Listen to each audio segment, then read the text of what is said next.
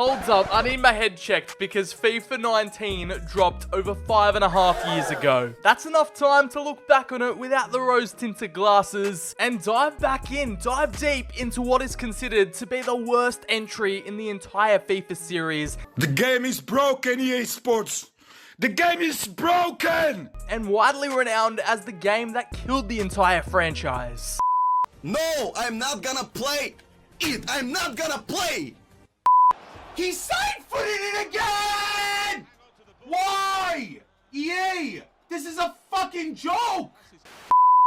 Now, is it as bad as people say it is? Does it have a few redeeming qualities? Well, that's what we're here to investigate and find out today and walk down nostalgia street with you lot as we take a look back, the good, the bad, and the downright ugly of what FIFA 19 had to offer. Yes, lads, retro FIFA is back. It's that time of year. Now, I hate to burst the bubble, but we're starting to approach the time where I didn't admire these games with a childlike awe anymore. I was a lot more cynical and tired of EA's antics over the years that built up slowly. I turned 18, fresh off the World Cup summer. Frosinone were promoted back to Serie A and I started to take YouTube a little bit more seriously. Unfortunately, I'm only late by a couple months because back in November last year, the servers actually got shut down for FIFA 19, so we can't explore any of the online features today, which is quite a little bit of a buzzkill. I've had to dust off the old Xbox One last time. At least we got a cute little thank you message from EA, and it's probably one of the last times they ever cared about us. I don't know, with the potential and hype that FIFA 19 had to bring to the table, it didn't really live up to the expectation. It could have been so much more. It didn't really capitalize on any of the World Cup hype. It let a lot of people down, to be honest. Like, it didn't really bring much to the table. So many fans were leaving in droves and they never came back. It kind of just felt like a filler year. Like, we were just waiting for something big and revolutionary to come in FIFA 20. Little did we know that we were going to be disappointed yet again, but that's a video and a topic for another day. As we load into the menus and you're just greeted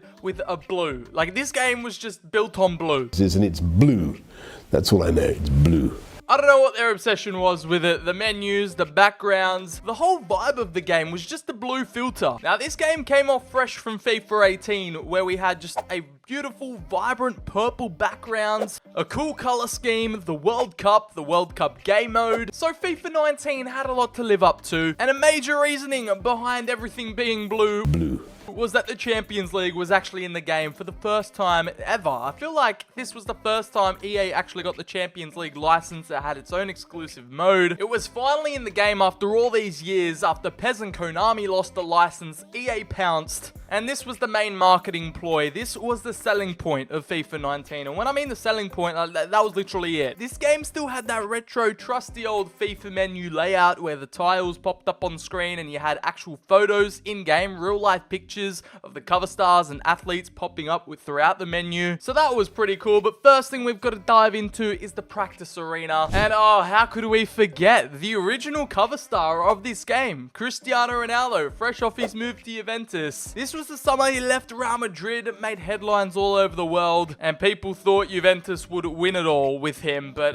clearly that wasn't the case. And I'm not gonna lie, Ronaldo's move to Serie A really just revived Italian football, and he did a lot for the league. I'm not gonna lie, even though he moved to Juventus, Italian football would never be the same. And this is actually the only FIFA game that had to change cover stars and athletes throughout the game cycle. Depending on what time you bought FIFA 19, there were different stars. It turned out to be Ronaldo at the start in his Real Madrid kit, then they changed it to when he transferred over the summer to Juve, and then around the January point, it changed to this trio of Neymar, Kevin De Bruyne, and Dybala. And it was thanks to some controversies and allegations, which I won't touch on in this video, otherwise we'll be getting demonetized. Nevertheless, the gameplay, the feel of this game has hints of FIFA 18, but there were just some overpowered moves. I remember the El Tornado was still a big thing, and it was like El Tornado spin volleys first time were a completely broken move. Let's see if I can pull it off. Come on, Ronaldo. El Tornado goal. Oh, De Gea, what a save. Back in the prime De Gea days. I wonder what he's up to nowadays, but this El Tornado move completely broke the game, especially shots on the volley were just completely OP. Like, people just popped up the ball and shot it on the volley because that had a better chance of going in than normal shots. And yeah, the proof is in the pudding. Let me do an El Tornado no scope trick shot scoop. Like, It's just too easy. I'm just having too much fun with this, but not to be a buzzkill, but this was the start of the FIFA 19 era. This practice arena, it was just the same until like FIFA 23. For 1, 2, 3, 4, 5 FIFAs in a row, this environment and this practice arena ground, especially in its half-assed state with all the removed features from the OG practice arena, like the practice matches, like create a set piece, it was all removed, and all you could do was free roam and take penalties, take free kicks like this without a wall, so it was pretty much useless. Yeah, this was definitely the start of the downfall for the practice arena and many other game modes. Oh, and I completely forgot, this was this stupid glitch that happened only in FIFA 19. They never fixed it, where you take a free kick or penalty, completely miss, and then your player was stuck. He was frozen. And then now my controller's disconnected, so he's just completely gone on walkabout. But this was a famous glitch that for some reason happened, and now I just can't do anything. You have to back out and reset everything. It was so inconvenient, and EA just never patched it because EA. And penalties were actually exactly the same from FIFA 18. You could customize your run up, how far away you were, what angle you wanted to take it through, and hopefully we can beat Kepa, slot it into the bottom left. And yeah, as soon as you start back up again, you just can't move your player. He's just stuck there. He's frozen. This is how much they didn't care about the practice arena. If you want to go back and revisit them, this is the worst one ever. Oh yeah, you could actually start running around. All you had to do was just spam X, and you could just go walkabout all the way over there. You could just walk around the entire training ground just spamming X. And this was just like peak EA not caring. This was like the Journey training ground or something. Like, this practice arena got very stale very quick, and it never changed up until FC24. It's actually FC25 Free Roam Edition leaked. I've got exclusive early access right here. Well, I'm glad every other retro practice arena we visited actually functions properly. So FIFA 19 is already losing marks there. However, another feature that I want to revisit and was removed only a couple of iterations later was actually the FIFA catalog. Yeah, this bad boy. Oh, we need the servers to connect. You need to be online to see all the unlockables and cool things you could buy with in-game currency that you actually earned. Damn it, man. Okay, that's just a... I'm sorry, but there's got to be an investigation into this.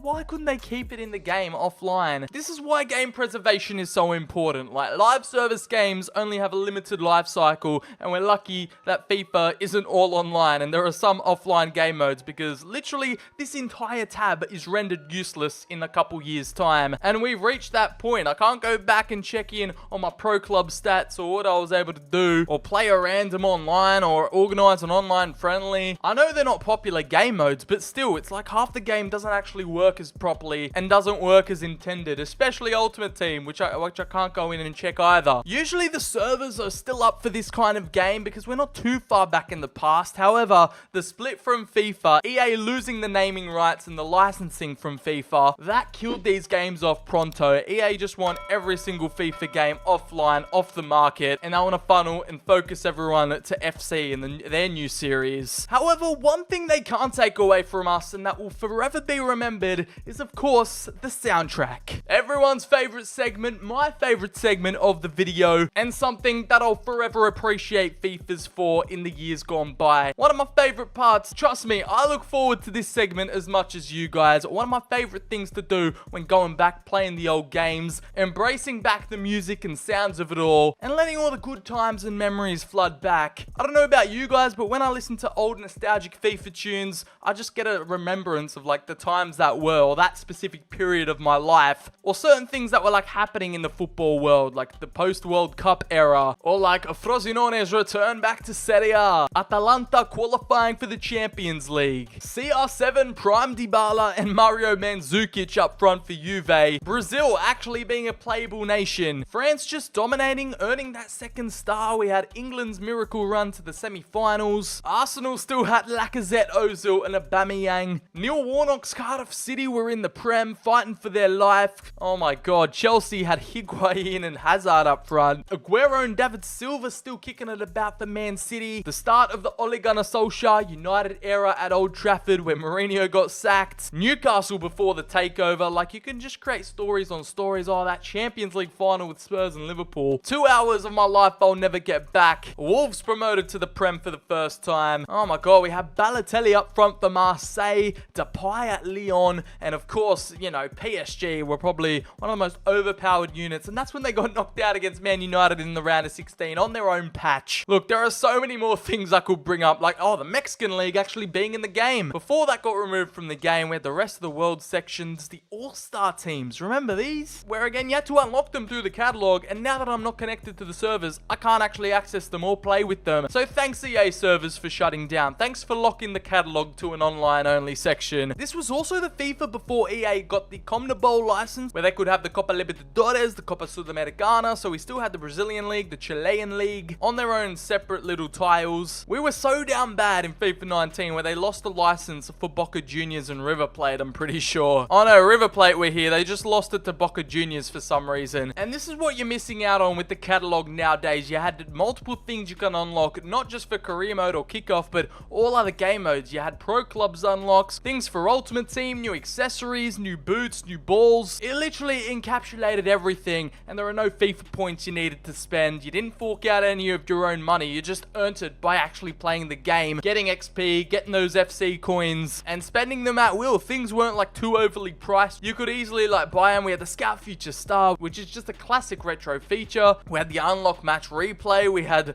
the Virtual Pro Giant Afro, which I always wanted to unlock for some reason. All different kind of things you had to work towards and eventually unlock, and it gave you something to look forward to and enjoy. There's the famous Adidas All-Star team I was complaining about before. You could get coin boosts in Ultimate Team, unlocking new teams to play with, various league balls, an extra slot. It was just nice little added extras, aesthetics, things that didn't give you an advantage in any sense, but were just nice to have in the game eventually when you could unlock them all. Oh, lone players in Ultimate Team you could get. That was a time. This is where it gets juicy though. I loved unlocking new boots and buying them from the shop. They always put the best ones in the catalog, so I probably can't even use any of them now that the catalog's offline. Yeah, Scout Future Stars, you only had like 10 you could buy, so you had to use them wisely. New boots to unlock. Retro kits too, which I believe weren't in this FIFA. Like, the catalog was there, they used to be an item, but the retro kit bundles for whatever reason were removed, so that was a little bit of a bummer. I think FIFA 17 or FIFA 18 was the last time you could unlock retro kits that you could use across multiple game modes through this catalog. So that's something again we have to consider when looking back on this game. There were quite a lot of removed features. Oh, you had the soundtrack kits to unlock though. They don't really classify as retro kits though, so no extra points there. Something else that takes me back, kind of like looking and revisiting the soundtrack, is just taking a look at all the available boots and customization options we had, because I feel like songs and the boots of the time, they low-key take me back and the memories flow through, as we had a beautiful range of like these glitch Adidas boots. I don't know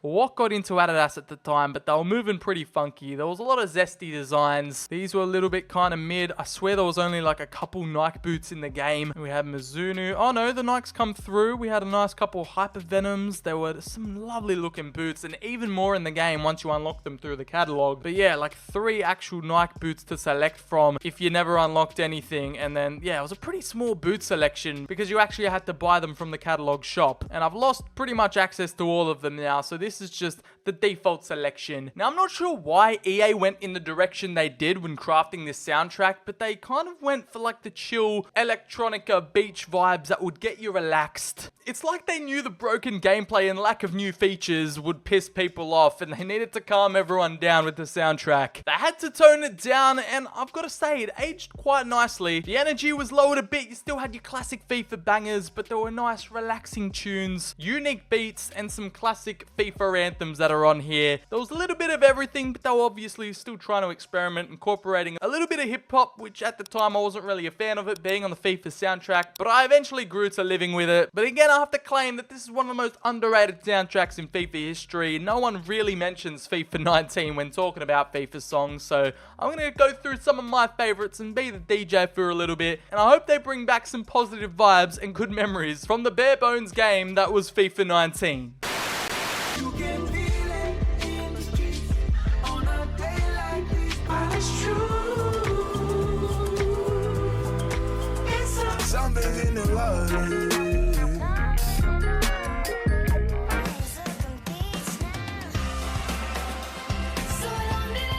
Give me with that Jackie Chan. Sweet, sweet, swash, swash. Me, I know take no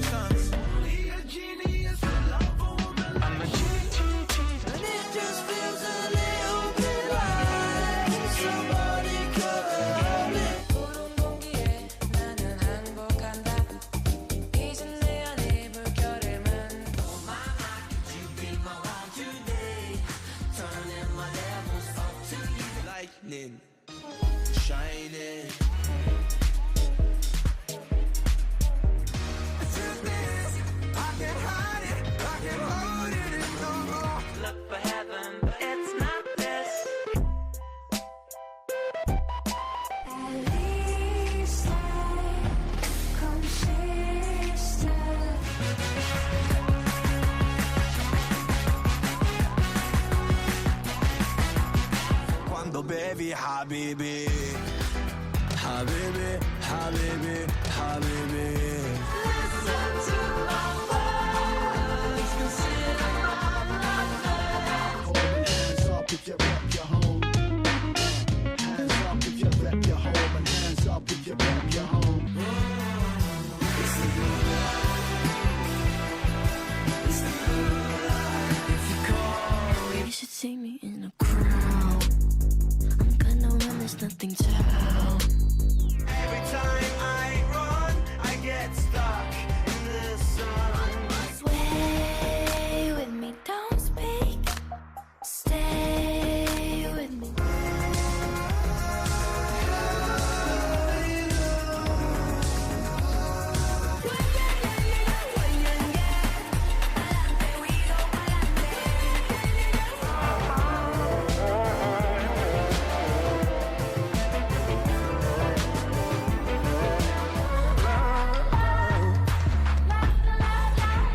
See my love ain't enough.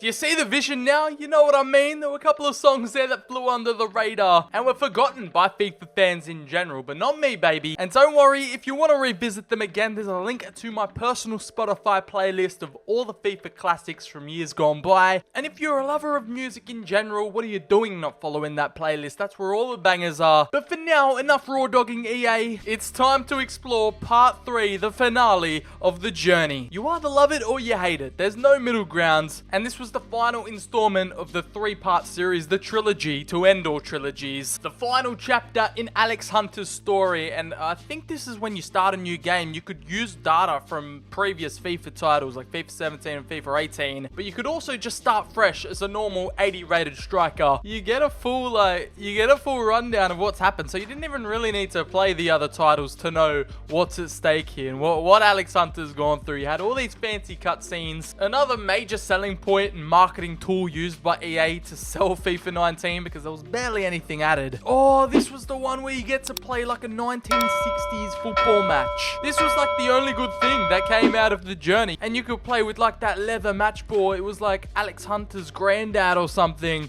And oh, it's your rival's granddad too. Okay, this story is actually juicy. I'm invested now because I don't actually remember playing the journey like properly. I only like simmed all the way to the end just so I could get the achievement, just so I could get a completion rate on the FIFA 19 game. But I believe you actually jump into this game. But yeah, you jump into this game. It's like set in the 1960s. They got all the old kits, all the retro gear, a stadium that I've never seen before. Like imagine they had this in normal FIFA, like a scenario mode where you could jump back in time and play different moments from different games in real life. Kind of like they had with the World Cup game modes, and you could jump in and relive the past. It's like you're watching it on the old TV too. It's got that old like grainy filter on. Jim Hunter and Walker exchanging a bit of beef while the corner's being taken, and this is where you get thrown in. The pitch looks like it's made out of mud, and we got a bicycle kick straight off the corner. Alright then, I'll take those. As Coventry versus Newcastle United, you had the OG scoreboard, the timer up in the top left. Why couldn't they expand on this more and make it an actual feature on its own? And scenario mode could have just been updated throughout the years with new moments and new eras to play with old players, all the old retro kits. It could have been a staple for years to come, but this is the only like glimpse of it we had, really, like this one little segment in the journey,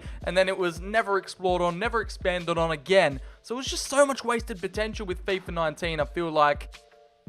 Oh my god, did you just see? Bro, he's nearly broke his legs. I know we're playing in like the 1960s, no VAR back then, and the game was a lot more rough and tough, as Wilson is going to cross it into Hunter again. He wanted another bicycle kick. He's stealing the show. I think this was like an FA Cup final too, so I want to see like the cutscenes and like the winning trophy celebrations. I got to lock in here. We're basically playing in Shrek Swamp at the moment. There is so much mud, and now we're trying to get Jim Hunter involved. He wants to take him on himself, and he nearly got through. They actually put so much detail into this one little part of the journey. Why couldn't they do it across actual game modes in FIFA? Who knows? This is, oh my god, it's one of the old commentators from like one of the old World Cup games. I can't quite remember. I think it was FIFA 02 World Cup game. Oh my god, this is a throwback and a half, man. I'm just having flashbacks. This is one of the coolest features of FIFA 19 in general, and it was just completely forgotten. This is bringing a tear to my eye. I can't believe it. See what happens when EA put effort, time, and care into a game mode, into a small little feature. Just imagine what this could have become nowadays if they worked on it from FIFA 19 all the way up to FC 24. Here we go, Jim Hunter again. He wants it. This is actually... It plays so differently as well. The players are like, they slide tackle more. They're a bit more aggressive. And obviously there's not much style of play. Like, the game was very different back then. Was this the old... This must have been the old Wembley too. So retro stadiums would be a nice little feature they could add. Oh, what a ball. Inside. Coventry might take the lead. Oh, no pen. No pen, ref. No VAR. See, that's a pen in today's era. But nah, not here in 1972, mate. Get it out, boys. Get it out. Come on, 90th minute. Jim Hunter wants it. Serve it up to him. Ball over the top. We are just playing long ball FC at the moment. Jim Hunter crosses it inside. Walker. Nah, we've got to take him down. Take him out. Chop his legs off, Walker. Oh, last minute. Jim Hunter. He's touched it on. Can he beat the defenders? He's down on stamina. And he's got a lot to do. Jim Hunter. He's stolen the ball back. And now last minute opportunity for Newcastle to win this FA Cup final. Cross inside. The header is too powerful. And I think we're into extra time. Or does it go straight to penalties? I don't know the rules of bloody 1969. And Jim Hunter still gets the retro leather match ball. It's good to see. I mean, there wasn't an FA Cup final. It just turned out to be a normal league game. But the crowd are dressed up for it. I like the attention to detail in this mode. I know I say that word a lot, but the journey got some incredible little details and attention to it. Final score was 1-1. All the players had face scans. The crowd were realistic. Oh, that was Jim Hunter's incredible 100th career goal. Bicycle kick off the corner. Not bad if I do say so myself. I think that was Alex Hunter's long-lost cousin. I barely remember her. I don't even know what she did in the story. Now, for some reason, we're in LA. Yeah, this is where the journey just lost me. I didn't really care about all the extra characters they added. I only wanted to focus on Hunter's story. I didn't really care about his cousin and meeting Alex Morgan. Meeting Neymar, Dybala, the Journey champions. Let me know if you guys want more of the Journey. Oh my god, now we're with Kim Hunter. I don't want to play as Kim Hunter.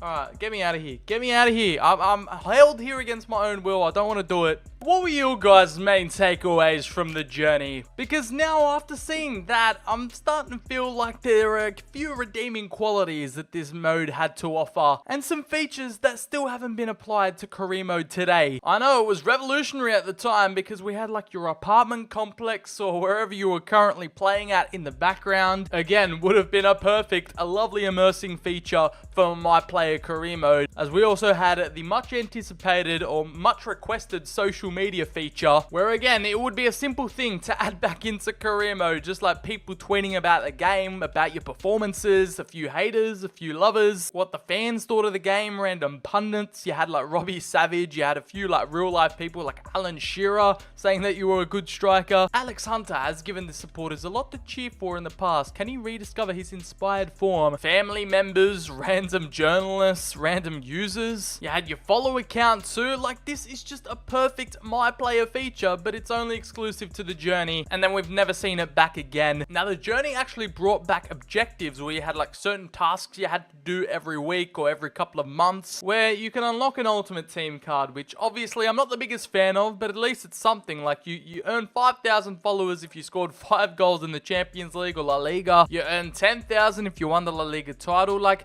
certain things where it incorporated this social media feature, and it actually made sense to what you could achieve in the game. And then in order to unlock the final reward, you had to win the Champions League final, score a goal in the Champions League final, which made you get the leadership trait. And if you got an assist, 5,000. You also unlocked the flair trait if you got a mentor rating with all 5 mentors. And now here is another exclusive FIFA 19 feature that was only in this version of the journey, and that's mentors. So you had like obviously older, more experienced figures in the dressing room kind of like guiding you. Right now we're training with Isco, and if you kept training with him and you kept playing with him, you'd unlock certain attributes, more stat boosts, and it actually helped your player. My partner right now, I've only built up the partner reputation with Isco, but then you have multiple other players like Modric, Marcelo, Toni Kroos, and they all unlock different stats and different traits, as they were called back in the day, to unlock. So it was actually a lot more in depth. You had the skill tree, you had all your attributes you could upgrade, and you could build your relationship with your mentor over the course of the season.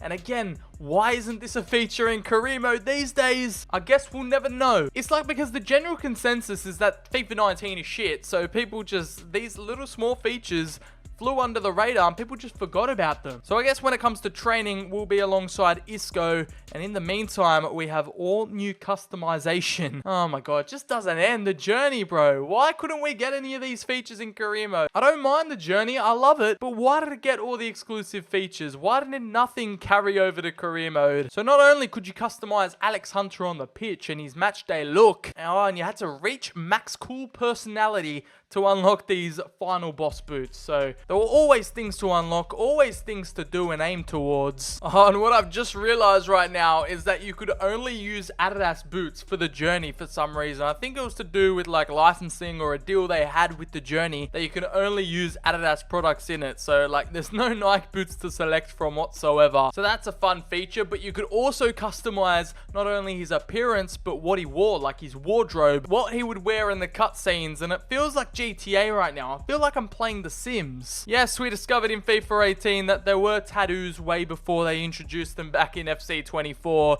You could have right neck tattoos, brand new hairstyles that never, like, why did this hairstyle never make its way over to normal creator player and the normal player customization? It was journey only, and for some reason I was a big Paul Pogba merchant back then, so I always wore the leopard print. But again, I just decked him out with tattoos because this was the only game mode you could do that in. Left arm, right arm, plenty of options, more options than you have now in normal My Player career mode. If you started up a new My Player now, you'd have less tattoo options than this. No face stats, but it pretty much had everything else. Yeah, let's strip him out. Let's get something crazy on the guy. We've dripped him out whether he's in the poorly acted cutscenes or playing in the game. This game from over 6 years ago has better player customization than we do nowadays. And oh, you could switch between characters, kind of like a GTA 5 little moment. Oh, yeah, I remember this screen actually. You had the selection. You had Danny Williams at Brighton, and then you had Kim Hunter, God knows where she was. And then you had to select your hero. You could swap between who you wanted to play with.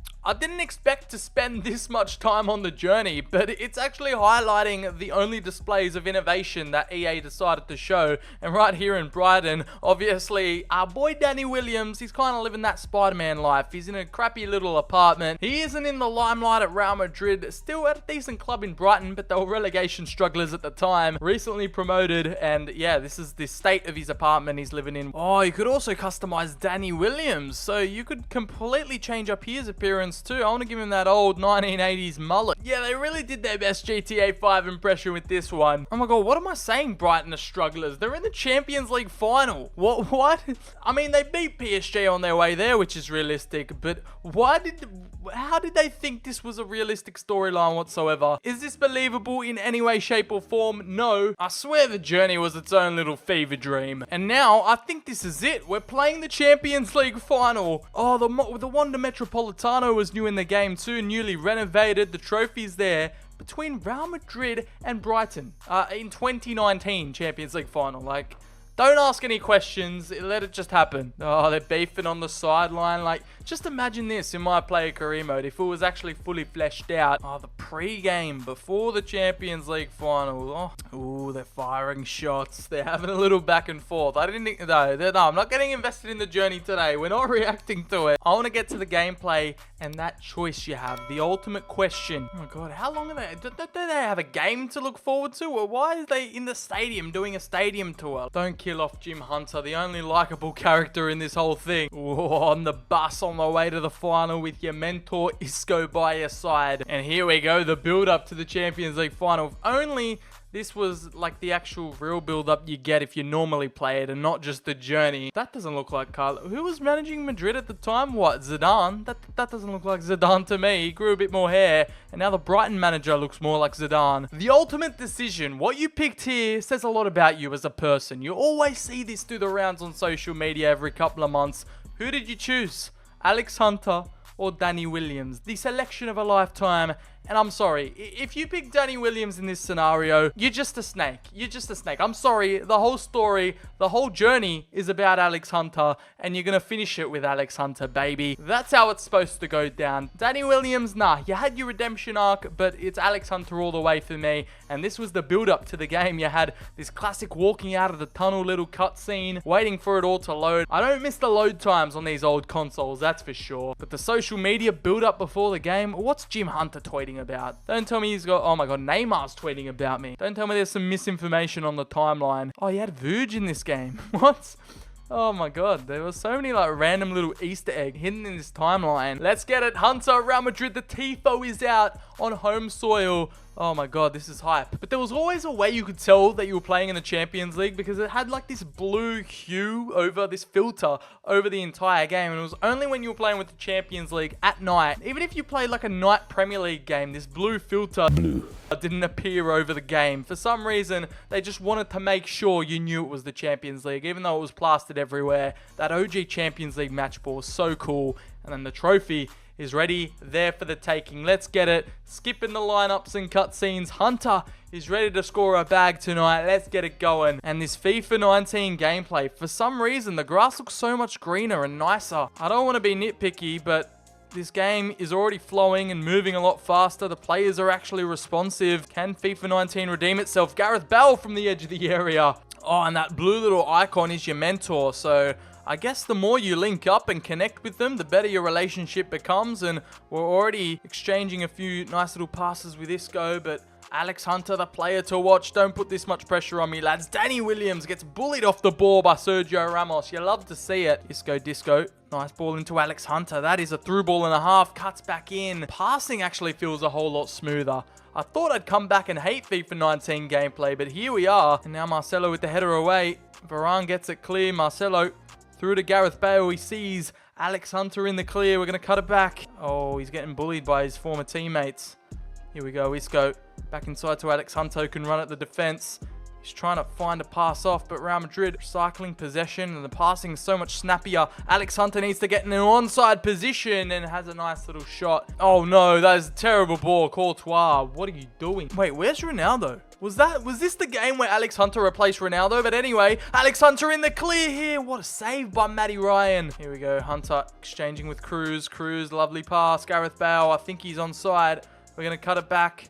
Cross into the area, doesn't go far. And Alex Hunter, how's he skied that? This is a disaster class so far. The protagonist, he's fluffed these lines one too many times. And how is it not 1-0 yet? We are getting outplayed by Brighton at the moment. This would be an all-time embarrassment. Oh my god, the commentators actually say it. Alex Hunter is only 19 right now. Like, this is crazy. It's like the English Mbappe career simulator. I've still got the commentary in my ears. You hear nice special lines. They talk about the Alex Hunter family legacy. I forgot how in detail this mode actually was. I think it was overhated. Anyway, we still got to win this Champions League final. What a ball inside. What a ball inside. Oh my god, another shock. Anyways, we need to focus on the task at hand. Hunter not really making a nice run as Cruz, ball over the top, finds Gareth Bale. And Gareth Bale, nice counter attack, and Williams getting outmarked. Oh no, no! Brighton, how have they not scored? How is this game still 0-0? And Alex Hunter needs some help up here. Isco back on over. Alex Hunter finds a nice little through ball over the top, and now Bale with all the time in the world to pick out the man at the back stick. Hunter was there, but couldn't eat the crumbs. Lovely little 1-2. Hunter now back on the ball. And he's trying to find Asensio. Hunter making a nice run, and he chips it back post to Gareth Bale. Now, graphically, I think the game holds up. When you're playing with like the best of the best teams, a Champions League final, or just a Champions League game in general with player faces, the graphics are decent. It was the third year in a row on the Frostbite engine, and the game holds up quite well. As Gareth Bale finds Alex Hunter, he might just go himself, you know, cuts it back. This is like my first game of FIFA 19 in like 4 years. It's hard to adjust. Oh, Alex Hunter was in the clear there, and it's a poor touch from the defender. Alex Hunter back at it again. And we might need to find a cross here at the back stick. It's Marcelo, and Matty Ryan is having the game of his life. Clear it. Courtois, what are you doing? Courtois, just put your boot through it. Oh, he's offside. Oh my God, I thought Danny Williams scored a 90th minute winner. But the flag goes up and the lino has saved us. And he's not offside by much. What a Courtois. Keepers in this game, I think they were also broken too. So that could have been the most humiliating moment of his life. More humiliating than when De Bruyne slept with his wife. We're going into bloody extra time. It has been a stalemate to end all stalemates. Bale's tired. The manager hasn't made any substitutions. I'm not in control of them. Tackle from Varane. And now I can start this counter-attack. Isco Disco needs to weigh the pass. Come on, we don't want penalties. We don't want penalties. A lovely 1-2 with Isco, his mentor. Alex Hunter now needs to find the finish. Oh, giving the ball away. Oh, yes. Lovely interception there. And Alex Hunter's getting double man marked, but he's got the pace to beat the defenders. And now 1-on-1, that's a red card. Get Hunter involved. That wasn't what we wanted, but it's a ball inside. Toni Kroos needs to shoot. Take it back. This game's not responsive whatsoever. Oh, no. Brighton. No. We're going to penalties.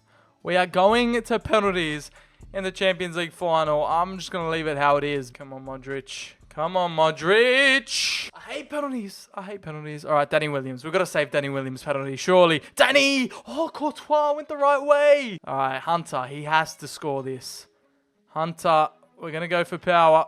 And Hunter is going to send Matty Ryan the wrong way. He literally went ghost in the final. He's doing his best CR7 impression, but he scores his penalty. He does his job. And Courtois dancing around. Isco sends him in the wrong way. Come on, Courtois. Doing his best Karius impression. Oh, and Bernard chips it over the top. He loves the Champions League final with his classic penalty run up. We're back in this. And now I think Bernard and like this Gallo guy, they were like the side characters in the journey. And we nearly should have just stayed down the middle there. But I kind of remember them a little bit. They kind of followed you throughout your career. And now Toni Kroos, we're going to send Matty Ryan the wrong way. And he didn't even bother. He didn't even dive. And if Courtois saves this, Jahan Bakanch, the Iranian winger, it's all on his shoulders. Courtois saves, and he steals the limelight from Alex Hunter. Now let's see these celebrations. It's the same old Champions League final celebrations, but with a bit of a journey twist to them. We couldn't get Alex Hunter that man of the match performance. He got the match result though, and that's all that matters. And now it's the celebration. It's all the post-match stuff. Oh, another key decision. This was a chance. These are our old teammates. What do we say to them? Do we rub it in?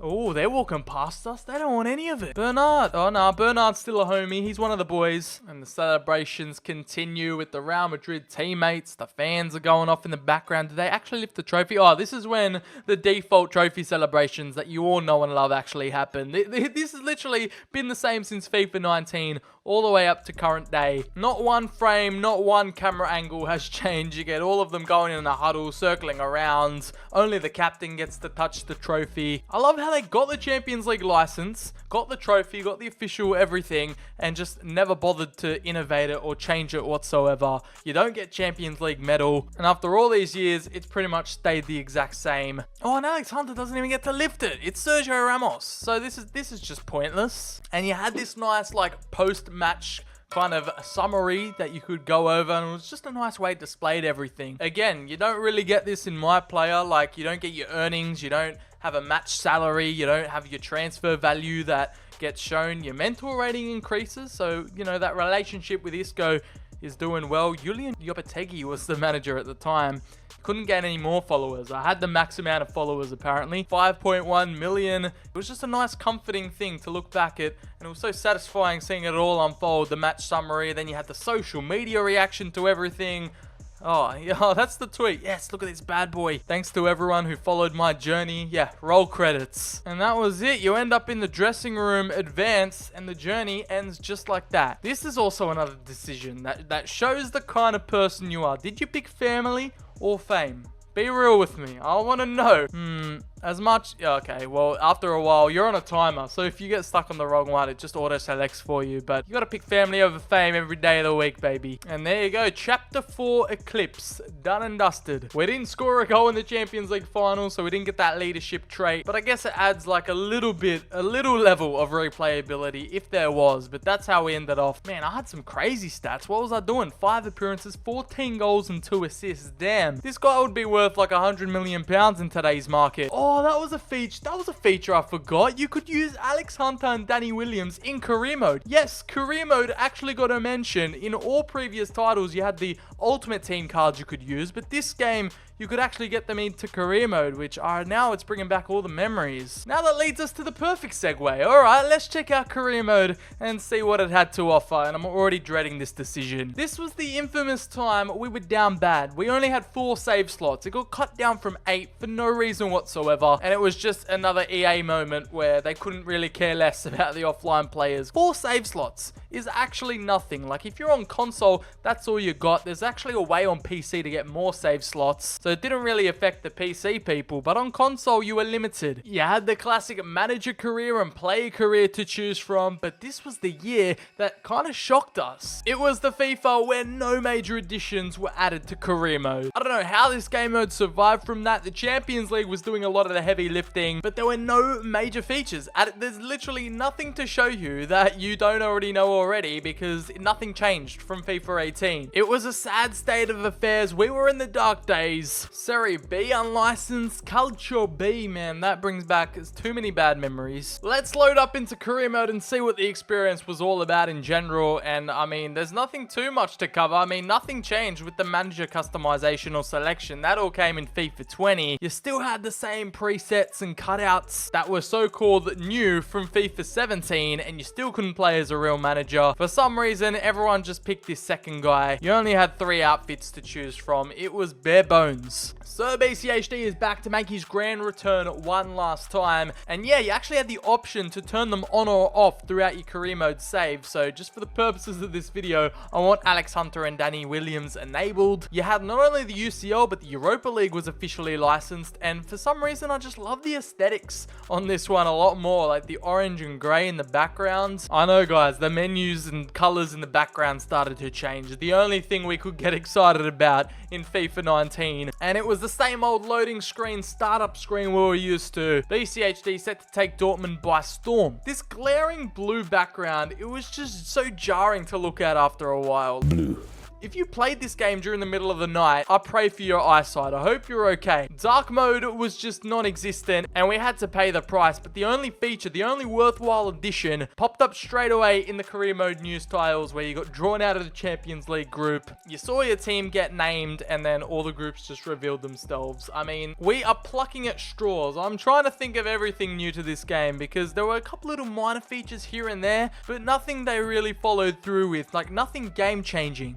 You can't actually edit player. You had to unlock that through the catalog, so I can't show you that the badges on the jersey actually changed depending on what competition you were playing in. That was like the only minor thing that people appreciated. Here you got Prime, Marco Reus at Dortmund, Jadon Sancho still here, Goetze up front, Alcesa at Dortmund, I completely forgot he was there, Pulisic before he moved to Chelsea. The year before they signed an 18-year-old Haaland, we've got the Norwegian, he's still at Salzburg and he's only 17 in FIFA 19. At least this game still had the budget allocation slider. I mean, that's been removed in current day career mode, so there's one thing it has over FC24. The nice squad summary graphic popped up in the top left corner where it had a breakdown of all the positions, all the players you had on your roster. Again, a nice minor feature that probably should have already been in the game. Nothing revolutionary, but I did appreciate it. Oh man, this was the days before United ruined Sancho, but he had potential to be special, 90 plus potential at only 18, 20 million pounds. All the cutscenes and negotiation rooms, they were all the same. There were no real changes to any of the aesthetics whatsoever. That all came down the line in FIFA 20, so it was just like a filler year for career mode. Nothing really changed or happened that was worthwhile or worth looking forward to besides the Champions League, but if you're not a big club that's even participating and doing like an RTG or something,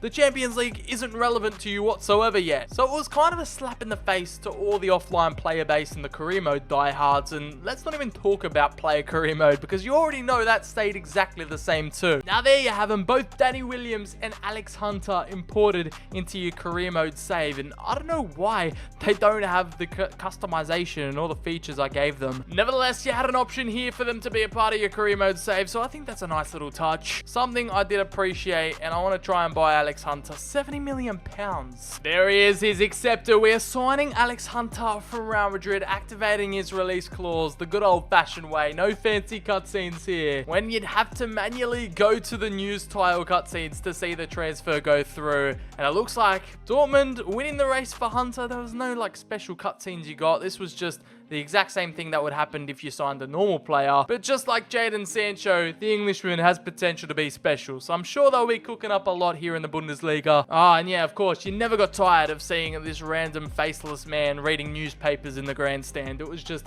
copy and pasted everywhere. BCHD bangs drum ahead of cup tie. These news articles are getting a little bit too out of hand. Even though this was the least innovative career mode ever, I do like going back and seeing some of these features we don't get to enjoy nowadays, like the match simulation. I mean, the visual sim and all that is there, but this was like the OG vanilla version of just watching the match play out. You just had the two lineups there. You just had goals, yellow cards, and injuries, and subs pop up in that little top right box. Goetze makes it 2-0, and the clock just ticks down. You could skip it entirely, and there you go, a 3-0 win for the boys. I know it's a rare occurrence, but I'm not too annoyed that this feature was removed. It was the worst kind of match simulation. We begged to have it changed for years, and EA finally listened. However, I've been seeing a few little posts and things make the rounds online saying that they missed the older training version, like the 5 slots of players. You could pick and choose who you wanted. You could just focus all your attention on one player. But the issue was that you actually had to manually simulate it every week. It didn't go on in the background like it does nowadays. It was a fast way to just make one certain player OP by abusing every single spot and simming every week, turning them into an absolute world beater, but it was also kind of unrealistic. You could get them up to like 10 plus overalls easy throughout the season, and you weren't actually forced to play any of them. You could just simulate them all every single week, and just like that already, we've got Jadon Sancho up a level, but you could only do it once a week, which that was the major downfall of it. Like, I like how you can customize what days you want your players to rest, what days you want your players to train, and it kind of just figures itself out in the background.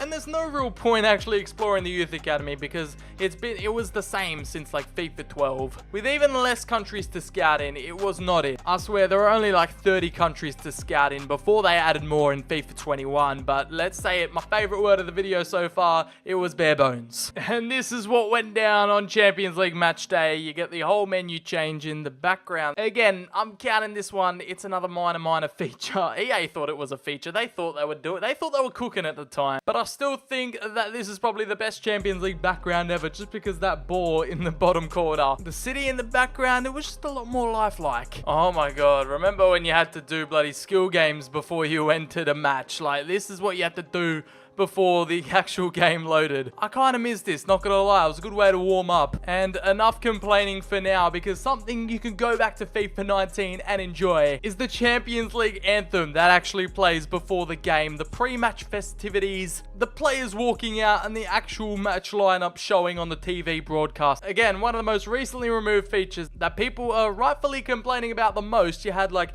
the group standings they showed before the game, the kids holding up the Champions League flag in the middle of the pitch, the anthem going on in the stadium speakers. It just made you feel more immersed, like it was actually a Champions League night. I know, FIFA 19 might actually have some redeeming qualities about it. And there you have it, the lineups right there. It's refreshing to see the formation, all the graphics popping up, just like it would if you're watching on TV. People were not a fan of this gameplay. This was like one of the last FIFAs that had that real arcade feel to it, where you could just pull off skill moves and half volleys, and it had a good chance of going in. Like, it was just probably the most unhinged FIFA in terms of gameplay, where anything goes. Once you go back and revisit this era of gameplay, like, passing and shooting definitely felt a lot more satisfying, but comparing it to what we have now, it actually does feel quite different, and the style of play is just completely on another level. Alex Hunter through to Marco Reus. Can we actually score in FIFA 19? It'll go to Jadon Sancho, and there we have a goal, finally. After all these games I've played, Jadon Sancho on the score sheet, and it's just a classic FIFA 19 goal. Deflection off the defender. It falls straight into our path. We got quite lucky there, and Sancho was clinical with the strike. A new commentary team was added. Derek Ray and Lee Dixon were just for European nights, so that's who you heard on Champions League and Europa League game days. Alex Hunter trying to find him, ball over the top on the volley. That's what I mean. Just like on the volley, stuff like that would happen. And the old calendar, which we were used to for so long, didn't change one bit, but it just took so long to simulate, especially on console. I'm so glad I made the switch to PC. It'd take you about like half an hour just to simulate one season. And here's something fun that's always worthwhile to look at. All the transfers that went down this season, what were the most expensive deals? And of course, it was our boy Alex Hunter. But in terms of the real world, we had Matthias de Ligt not go to Juventus and join Chelsea for 62.4 million. These are very like 2018 type prices, and all the top wonder kids are going for top dollar. We got Kai Havertz to Bayern instead of choosing Chelsea, so you can see where this timeline is kind of going. Julian Brandt not going to Dortmund and choosing RB Leipzig. Pjanic joining Barcelona, which is actually one that happened in real life. So, you know, career mode FIFA 19 is realistic. Checo to Real Madrid. Oh boy. Yeah, this is where things kind of get a little bit unrealistic. David Alaba to Tottenham, where he chose a life of not winning trophies. Gerard Piqué to Man City. John Stones leaving Man City and joining Inter. That would have been interesting, but of course, he's still at Man City to this day. Oh my god, Barcelona went on a goddamn spending spree. Rugani and Jesse Lingard. I couldn't think of two hyped up prospects that just turned out to be normal, bang average players. Like, no world beaters, nothing extraordinary, just absolutely normal squad rotation players. But some other minor transfers that went down. Gini Wijnaldum to Spurs. Okay. Champions League winner for Liverpool dogging them, and then Hector Bellerin moving to Liverpool. Patrick Cutrone, who actually had like 88 to 90 potential in this game, joining Stuttgart. And current day Arsenal star Leandro Trossard joining Palace instead of Brighton. And Luke Shaw, who is still to this day at United, joining Juventus for 20 million. Wan-Bissaka transferring to Leicester instead of going to Old Trafford, so that would have probably been better off for his career. Oh my god, I remember this glitch. Instead, we ended up signing two Spurs left backs, Ben Davies and Danny Rose. Because why not? That was just a transfer AI back then. They had 50 left backs at the club for no reason. This was also the introduction of the new league format. Like, when you looked at all the results of the season, it didn't just display every single team. It was a little bit more refined, so that was a minor feature. We ended up winning the league anyway, and then you could switch between competitions. This was its debut in career mode. You had the UEFA Super Cup. We ended up making the quarterfinals of the Champions League, knocked out the eventual champions Atletico. Oh, that is the most Diego Simeone Atletico Madrid type final I've ever seen. And then the Europa, we had Barcelona win against Lazio 4-0. And oh, this is one of the last career modes where it had the Copa America.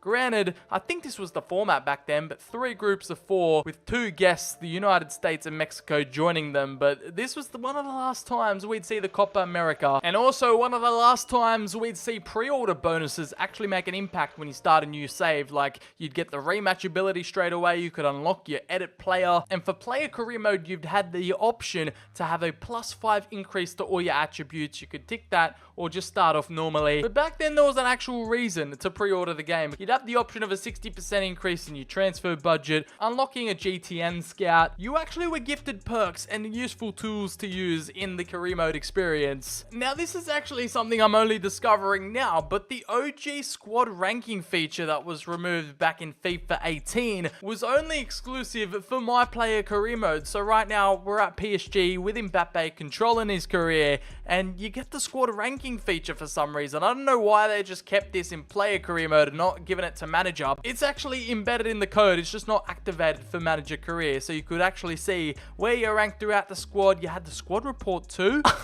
Okay. So some OG features were still in player career mode. They didn't get like the transfer hub or the squad hub, I don't think. No, they didn't. They didn't get the squad hub. Man, player career mode was even more untouched, if that was even possible. Ah, this brings back memories. This little book format, it touches at the heartstrings. These were the good old days.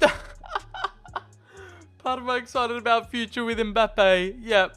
spitting image. I found an Mbappe doppelganger. Man, FIFA 19, it was just so behind the times. And if you're curious to see my 3 other career mode save slots, because that's all I could do at the time, it was pretty much just all old videos on the channel. I did what if Southampton kept all their best players. I did the CF Royce rebuild, which was a Spanish team that got banished to like the 4th or 5th division or something. They were in the 2nd tier, but they don't even exist anymore. That's another nice cool feature about old FIFAs, is that you can go back and revisit some teams that are either have been removed from the game, don't exist, and it acts as a nice little archive for football in that season. Damn, what about that Southampton team though? Bale, Oxlade-Chamberlain, Sadio Mane, Van Dijk, and Alderweireld at the back. The career mode experiment era. What a time to be alive. Now, another area of the game that got a little mini overhaul that I feel like didn't get appreciated enough was a casual feature. It's Kickoff, which finally, after all these years, got a bit of love and attention, where there are a couple of new things you could do in the game. Obviously, you had your classic match, but there were so many other modes and different ways of playing. You could just straight up play a Champions League final, which was revolutionary at the time because you could only do it in career mode. And now you could just load up a final, semi-final, group stage. This was all new to FIFA 19. Then eventually, the free DLC of the FIFA Women's World Cup came along. It didn't have its own separate game mode like FIFA 23, but you could just straight up play a Women's World Cup final. No new stadiums or tournament mode was added. It was literally just a World Cup final you could play. Any cup final in world football, you could literally just load up straight away. You could do a best of series, play in a best of 3 or a best of 5. It was just the perfect couch mode to play with friends. You could do home and away leg, and then there were some house rules with some special features, like you could only score long range goals. You had survival, which was EA's version of trying to cash in on all the battle royale and Fortnite hype at the time. You had a headers and volleys mode, first to 3, no rules whatsoever. Like, these are just fun game modes you can play around with and experiment with friends, but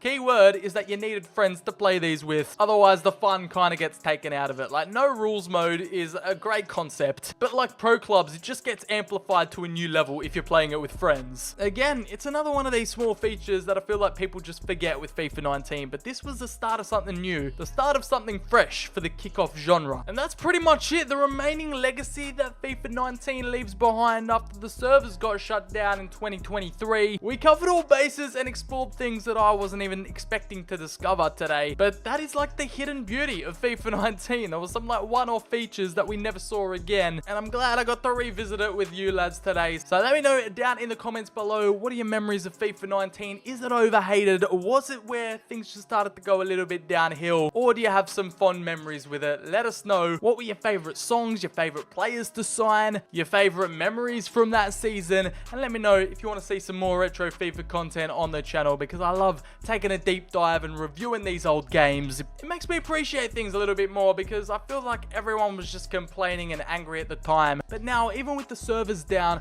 I feel like this game is still playable. So if you've enjoyed and made it this far, please make sure to drop a like on the video down below, hit subscribe, turn on the notifications, all that good stuff, so you never miss out on any content coming to the channel. Follow me on my socials, the links will be down in the description below. And as always, I've been your boy Sir BCHD. Have a great day, and I'll catch you all in the very next video. Bye bye.